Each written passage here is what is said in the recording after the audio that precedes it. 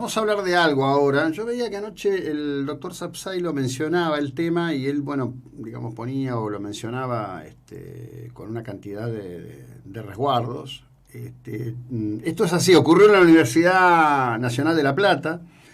Hay un docente que hace en el decurso de su profesorado una amplia descripción de sus posiciones en relación a la cuestión de la visión del delito, de las cárceles y demás. Se llama Juan Ignacio Orsini, es profesor de la materia de Derecho Social, juez del Tribunal de Trabajo número 2 de la Ciudad de La Plata y miembro de Justicia Legítima. Lo que Orsini decía, este es un breve extracto, lo compartimos ahora.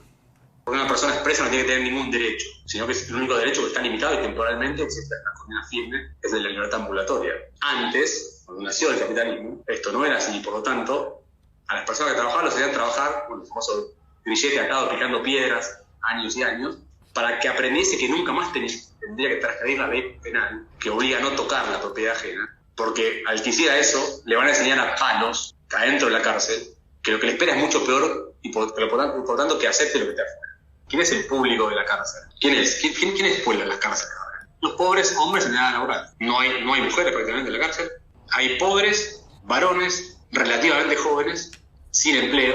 El hijo bobo de un empresario multimillonario va a ser multimillonario, aunque no tenga ningún mérito, que un niño o una niña de cualquier asentamiento, de cualquier conurbano, de cualquier gran ciudad argentina o latinoamericana, que no tuvo la alimentación adecuada y suficiente ni el nivel de glucosa en la sangre para desarrollar el sistema nervioso central de una manera adecuada. Cuando tenía 6 meses, 1 año, 2 años, y revolvía la basura para comer, nunca va a ser emprendedor, como dicen ahora, ni profesional, ni millonario, ni nada.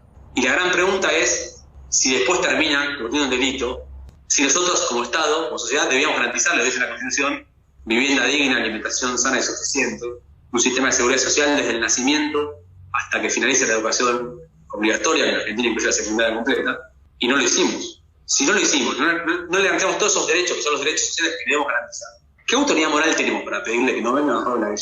Bueno, ninguna, yo creo que ninguna. Seguramente lo ideal no sea encerrar a un niño de 16 años o 18 años que robó un celular, meterlo 5 años preso en un campo de concentración para que salga peor y después cuando salga, en lugar de robar, mate.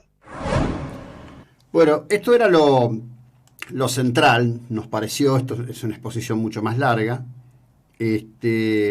Y para hablar de este tema está en línea Candela Dip, que es la alumna que le hizo un planteo al respecto de la comparación entre las cárceles de la provincia de Buenos Aires y los campos de concentración. Candela, buen día, ¿cómo estás?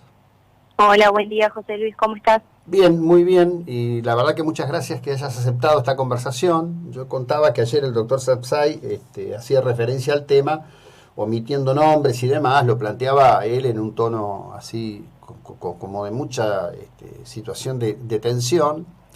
Sí. Y en verdad lo que debo decir, y esto es me parece es un dato concreto, cada vez parece ser que se hace más difícil en los claustros, no importa en dónde, pararse frente al docente para plantear dudas, para plantear diferencias. Contame tu posición y cómo se desarrolló esto en esa situación. Sí, bueno, en primer lugar va mi gran agradecimiento al doctor Sapsay por haberlo visibilizado en esos minutos ante su entrevista en lo que fue TN. En primer lugar, me pareció, al escucharlo, me pareció excesivo. En su momento era la mitad de la clase y decidí no decir nada por obvias razones, ¿no? O sea, uno es alumno y frente al docente suele tener ese temor a que, bueno, si uno no está de acuerdo, que existan algún tipo de represalias. Luego, finalizada la clase, él volvió a decir que las cárceles son campos de concentración y que esto era así y que había que decirlo. Y bueno, ya la segunda vez que escuchaba terrible comparación o terrible afirmación, porque ni siquiera fue una comparación, tuve que decir algo e intervine diciéndole que más allá de que la clase era muy buena, porque le dije que había sido muy buena, creo que afirmar estas cosas y decir campos de concentración nos lleva a pensar en los campos de concentración que existieron durante la Segunda Guerra Mundial, ¿no? Ujú. Donde ocurrió la matanza programada, pensada, de millones de personas por su condición, por su culto, por su religión, por su ideología. En los campos de concentración, por ejemplo, de la Alemania nazi, había cámaras de gas, cosa que en las cárceles argentinas de hoy en día no hay. Eso no obsta, que eso se lo dije al docente, eso no obsta que tenemos que reconocer que las cárceles no están en las condiciones como establece el artículo 18 de nuestra Constitución Nacional, pero creo que decir que son campos de concentración, como lo que fueron los campos de concentración en su momento, y no solo en lo que fue la Alemania nazi, también sino en Estados Unidos y en todos los países donde existieron campos de concentración, es banalizar diversos hechos históricos que son sensibles y hay que saber cómo expresarlos, ¿no?, desde el lado de la docencia.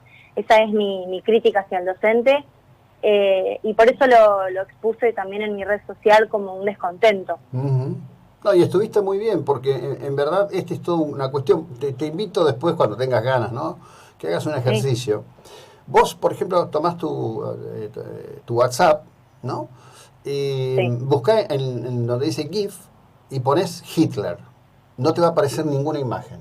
Si pones Stalin, te van a aparecer un montón de imágenes. Y a nivel de crimen de lesa humanidad, el Gulag soviético es tan criminal como los campos de exterminio de la política de noche y niebla del régimen nazi. Sin embargo, como que se genera en algún lugar una desviación, ¿no es cierto? Yo cuando lo escuchaba, el tramo completo, ¿no?, este pequeño extracto que pusimos para ir al punto contigo, digo, bueno, y sería justo si él dijese, por ejemplo, que son equivalentes a todo campo de concentración de prisioneros, ¿no? Esto sería por ahí más justo y bueno, y permitiría discutir y debatir en definitiva. Sí, porque, o de última podría haber dicho, me parece que son parecidos en tal aspecto, claro, porque decir que lo son y que hay que decir que lo son en una clase de Derecho Social del Trabajo es totalmente erróneo, está fuera de lugar. Y por otro lado, a ver, su contestación, si bien en ningún momento sufrió un maltrato por parte del docente, estaría mintiendo si lo digo. El docente me agradeció la intervención, pero de todas formas justificó su afirmación, diciendo que bueno, que el Comité por la Memoria, ahora no recuerdo si fue en el 2006 o en el 2008, había sacado uno de sus informes anuales sobre las cárceles argentinas y las había comparado con la ESMA. Lo cual me parece un intento de justificar una frase que es poco feliz, e incluso me reconoció que se había excedido, es decir, no hay vuelta que darle. Fue un exceso y lo cierto es que, como le dije también al docente en la clase, uno no sabe frente a qué audiencia está, ¿no? Es decir, uno no sabe si hay familias judías, por ejemplo, o familias o hijos de familias judías o hijas que se pueden sentir mal al respecto, ¿no?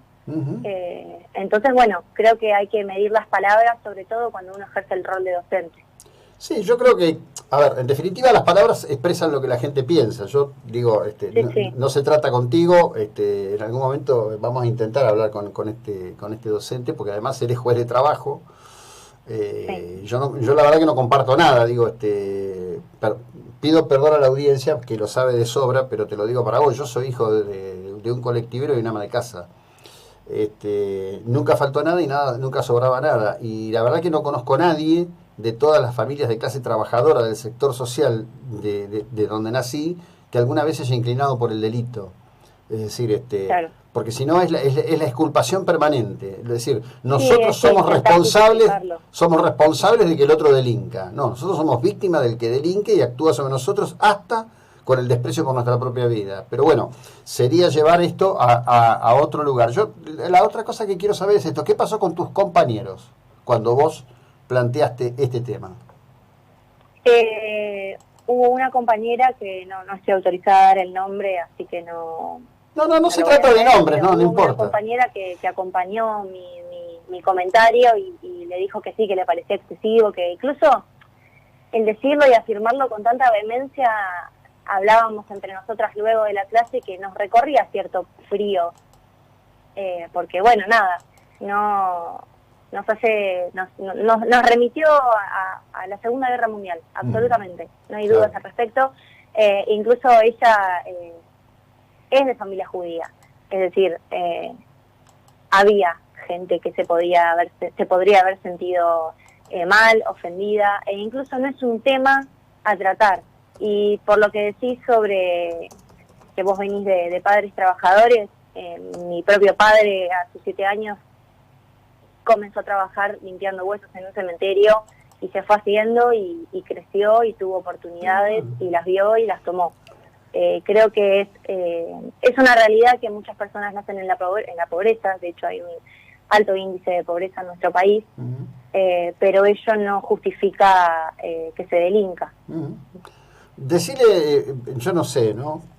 Te tiro esto y sabrán ustedes en su contexto cómo lo llevan, pero sería interesante proponerle al docente leer y debatir La banalidad del mal de Hannah Arendt. Sí. Sería muy interesante. A lo mejor lo ayuda a él también, ¿no? Por ahí digo, qué sé yo. En fin, yo te quiero mandar, si me permitís, un beso a la distancia, agradecerte enormemente tu coraje cívico y ojalá que sea un ejemplo que prenda. Necesitamos alumnos que desafíen a los docentes. Los necesitamos mucho, Candela. Te agradezco muchísimo. Te mando un beso. Por darnos voz. Gracias. Que tengas un lindo saludo. día. Chau, chau. Bueno, a quien escucharon a Candela Dipp.